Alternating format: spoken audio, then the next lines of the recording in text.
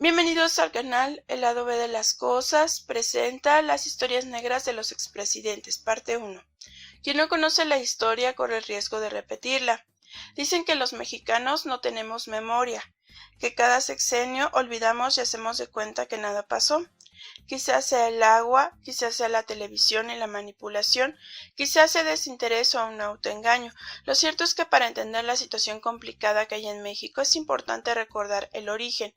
Y debido a la presión social para encarcelar a los últimos expresidentes, algo justo y necesario, me he dado la tarea de hacer una pequeña recopilación de cada uno. En diferentes videos iré sacando poco a poco. Claro que sus turbias historias son tantas que espero al menos cubrir lo más importante. No olviden suscribirse para recibir esta serie de videos y compartir si fue de su agrado.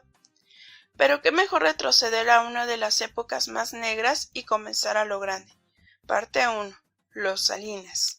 Hablar de Carlos Salinas da miedo, pero es necesario. De verdad conocer a este negro personaje. Primero tendremos que hablar de una infancia tenebrosa, especialmente ese pasaje censurado de cuando a la edad de 4 años jugaba con su hermano Raúl de 5 y otro niño a la guerra, y fusilaron de verdad a su sirvienta. ¿Qué clase de niños y qué clase de familias comete un crimen así? Bueno, debido a su edad y a la posición económica y social, pues obviamente este pasaje quedó impune, aunque revelador. De hecho, en las crónicas sobre su infancia se comenta que él siempre fue preparado para ser presidente, como si hubiera sido elegido por alguien o por un grupo. Contrario a la imagen que Televisa siempre le ha fabricado a Gortari, desde su elección hasta la fecha, y que le han intentado limpiar su negro historial, incluso han difundido que en su época era muy popular, una verdadera mentira, porque para empezar, llegó a la presidencia con un fraude electoral. 1988, la noche de las elecciones, cuando Cuauhtémoc Cárdenas, según las encuestas, era el ganador absoluto, hasta que ocurrió un extraño evento. De la nada, el sistema se cayó y la elección dio un giro inesperado. Impusieron como ganador a Carlos Salinas. La gente protestó, hubo manifestaciones, pero al final la gente y el mismo Cárdenas de una u de otra forma se resignaron.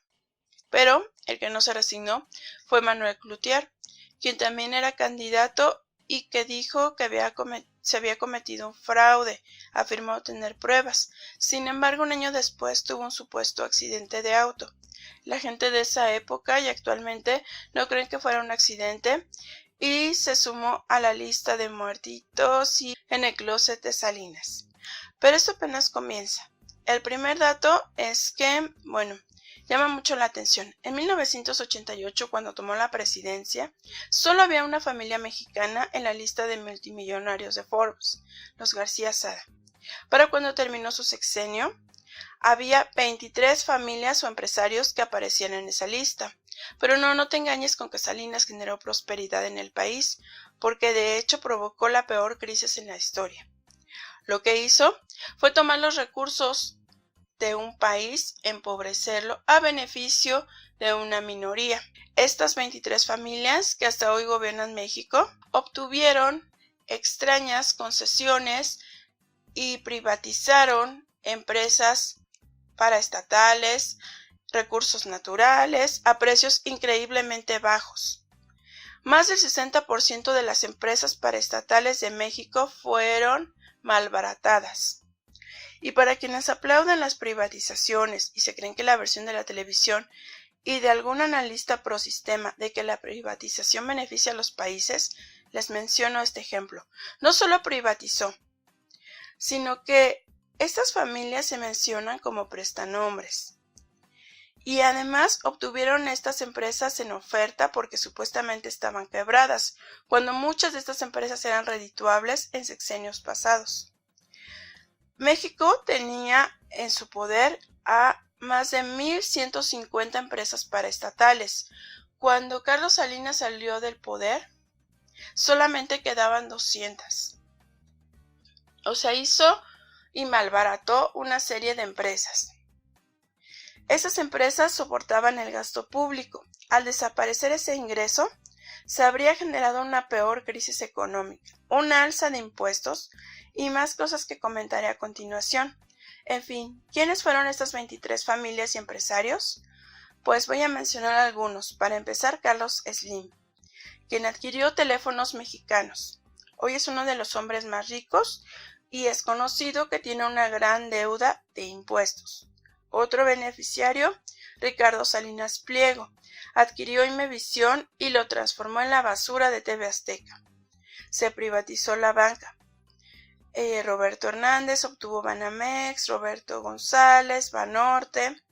Se entregaron concesiones mineras a Alberto Balleres, que es dueño de Palacio de Hierro, Seguros GNP, y quien Jalife ubica como el jefe de Krause, que ha tenido varios escándalos como el de Operación Berlín y como la extraña muerte de una modelo en un barco de su propiedad, algo que no se investigó y que Denise y Loret olvidaron mencionar. Otro personaje, Jorge Larrea, padre de Germán Larrea, dueños de Grupo México, cuya minería Buenavista causó un derrame de tóxicos en el río de Sonora en el 2014. Ocurrió durante el sexenio de Peña. Para quienes lo extrañan y dicen que estábamos mejor con Peña, bueno, pues este derrame tóxico va a dañar la salud y ya está dañando la salud de millones de mexicanos y pues quedó impune.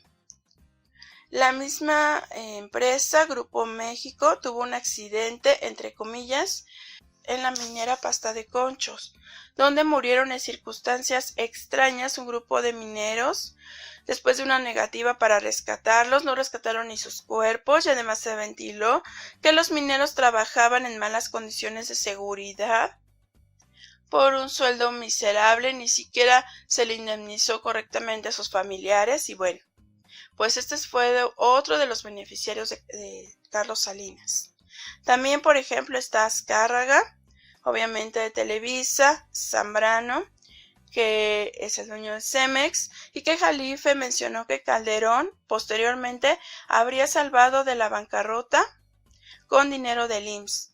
Pero volviendo a Salinas, durante su mandato se firmó el Tratado de Libre Comercio, el cual, debido a las condiciones en que fue estipulado, pues beneficiaba únicamente a Estados Unidos. Esto provocó algo que no se ha mencionado y que Televisa siempre ha ocultado, que muchas empresas mexicanas se fueran a la quiebra, porque las empresas extranjeras llegaron a México ofreciendo productos a precios mucho más bajos y los consumidores, por los precios bajos y la novedad, prefirieron comprar cosas importadas y quebraron la industria nacional. Esto provocó que miles se quedaran sin empleo. Televisa y demás basuras fomentaron la idea de que lo importado era mejor y que lo hecho en México carecía de calidad, una idea que persiste. Obviamente la gente pudo evitar esta crisis si hubieran elegido comprar productos hechos en México. Las deudas de las empresas y de las personas se dispararon, ya que se elevaron las tasas de interés de los bancos que ya habían sido privatizados. La inflación creció como espuma. De hecho, durante el sexenio, especialmente en el 93, entró en vigor una nueva unidad monetaria denominada nuevo peso, en la cual le quitaba 3 ceros a la moneda. Si antes algo costaba 1,000 pesos, pues con esta movimiento ya costaba un nuevo peso. Obviamente esta estrategia se hizo con el apoyo de la prensa y TV Azteca, Televisa, para engañar a la sociedad y ocultar una grave inflación y la devaluación que estaba por llegar. La gente ya ni recuerda cuando quitaron esos 3 ceros. Posteriormente dejó de ser nuevos pesos y solamente ya se quedó con lo de pesos. Pero ese fue nada más uno de los temas. Hay un escándalo más bizarro que es el tema de la leche contaminada. Para quienes afirman que estábamos mejor con Salinas y lo extrañan, bueno, les recuerdo que él y su hermano Raúl autorizaron la compra de más de 40,000 toneladas de leche en polvo y mantequilla proveniente de Irlanda. fueron distribuidas en el país por la CONASUPO. Estas tiendas le ofrecían alimentos a muy bajo precio a las clases pobres y con una tarjetita le daban leche a las mamás que se hubieran registrado en este programa. Bueno, esta leche había sido rechazada por diversos países porque estaba contaminada. Se le hicieron los exámenes, ya que provenía de una zona de Irlanda que fue contaminada por el accidente nuclear de la planta rusa de Chernóbil en 1986. Esta leche comprada también se entregó a diversas empresas fabricantes en México, como Nestlé y Kraft, para productos que se vendieron en México. Hubo entonces miles de casos reportados de niños con cáncer. La incidencia de cáncer aumentó un 300% en la década entre 1987 y el 97.